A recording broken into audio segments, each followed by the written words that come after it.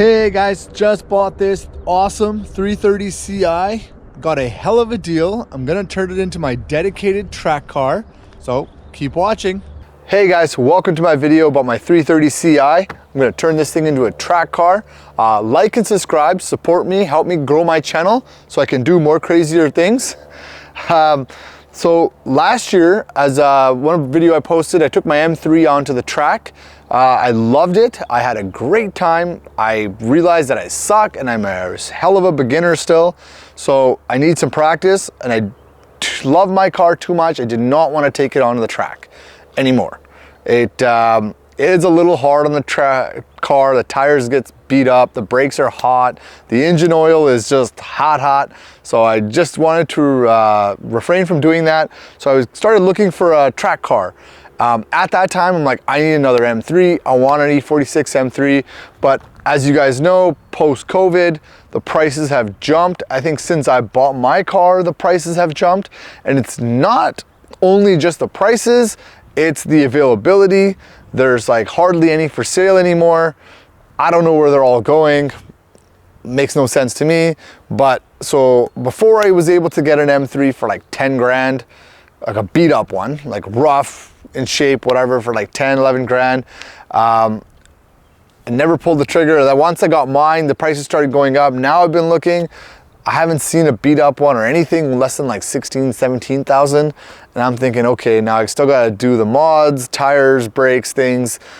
I don't know if I'm going to love this sport enough to spend 20 G's on it. So I decided to get into 330 Ci. So I've been looking for 330 Ci's for a while. The prices on these have jumped as well. Manual ones are going for almost 10 grand, 8 to 10K. That's Canadian, so that's only like 6 grand US, 5 grand US. But they're going for more than what I wanted to pay, because I know the 330 is gonna need more money up front than the M3. So the M3 at 10 grand might only need 2 or 3 grand to be very competitive, whereas this thing at 10 grand is gonna need like 5, 6 grand. So it's gonna cost money. So I looked at a couple of these and I thought 8 to 10 grand is kind of a lot for a car that I know is expensive to maintain, expensive to own. The parts are expensive. If the engine goes, I could be into this thing thousands of dollars. So I didn't want to spend that much. I got a hell of a deal on this. It was a Sunday morning. I happened to be just laying there watching TV with the kids, and on Marketplace this thing popped up. It said listed 25 minutes ago, and I asked the guy, hey, like, still available? Casual Marketplace thing to say, is it still there? And then ghost the guy after, but no. He's like, yeah, and I offered him, it was listed for 2 G's. I offered him 1,500 bucks, and for that price, he had to like tow it here. So the guy showed up like 4 hours later with his trailer, dropped it off right here. It hasn't moved since. Don't think it can move. It's got some issues with it. The hood doesn't close. And I'll show you why. It's missing the grille. The belts aren't on. It rained yesterday. Hopefully it didn't get into the engine. But the belts are missing, both of them. One it had, but it seems like it's the wrong size. It doesn't fit right. I don't know if it is, if it's good quality or not. So I ordered a new belt. I ordered new spark plugs. I'll change those. The coolant reserve tank, or whatever it's called, is sitting in the, well, it's right here. Oh yeah. This is right here. So I gotta put that back in. I gotta put the lines back in. And then apparently it should be running according to the guy that sold it to me. But the way I look at it is 1,500 bucks.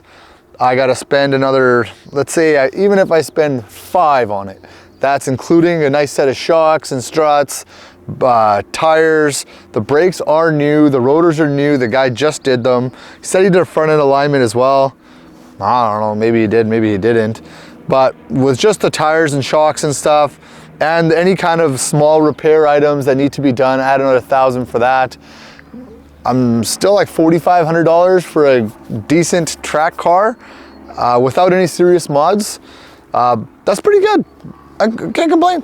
Can't complain. It's pretty good. So this is easily one of the dirtiest E46s I've ever seen. But then again, I haven't seen too many 330s or 325s since they were like first coming out on the scene, and at that time people were maintaining the crap out of them because 40 grand was a lot of money for a car. It's like a Civic now, but this thing doesn't look like it's been cleaned at all. It's got the wood grain. Yes, it's an auto, but it's a manual, Steptronic. So it's the Triptronic. I can add the paddles to it. Right now, this should suffice with the budget. Hopefully this shit clears up, because honestly, it's so gross. And this wheel is just destroyed. Nicely destroyed. But I have the wheel that I took off my M3 when I swapped in the Alcantara wheel, so I'll put that one on here. It'll look a little bit better. I gotta change the windshield, of course. This one has the end-to-end crack that I like to call them. But yeah, overall it's dirty. It's got potential. It's fully loaded. Fully loaded. Like, I mean, it's got every option. It's got intermittent wipers. It's got power brakes, power steering. Like your car dealer would say, too much to list. Too much to list. So my plan on this car is to 3-stage. First step is going to be making it reliable. We're going to go through all the bushings, the bearings, the belts, the motor. I'm not going to take the motor apart or anything. Just going to do the plugs and check if there's any leaks. Make sure it's running good. Check the trans, make sure everything is okay. Make sure it's safe for the track. And then once step 1 is complete, then I'll start spending money, ordering parts, get some shocks, some struts. I want to get the brace that goes around here, the strut brace. Check the subframe as well in the rear, maybe stiffen that up. Spend some time and money on stiffening the car up, get some rims. These are staggered. We're gonna go with some square wheels. I'm gonna need some suggestion for tires. I'm also gonna need some suggestion for some cheap, like a good budget struts. I don't know much about this. I'm more of a quad guy that's becoming a car guy. So if you got some suggestions, post them up and I'll try them. But yes, that's step 2. Step 3 is going to be big mods when I'm really driving the car a lot on the track. Then I'll do like a manual conversion. I'll do like a roll cage, maybe do some aero to it, spend some big money on it. If this thing gets to that $15,000, $20,000 range over time, I'm okay with that if I'm using it. If I'm not using it, then yeah, I'll just sell it to some young high school kid that wants to go fast and look cool.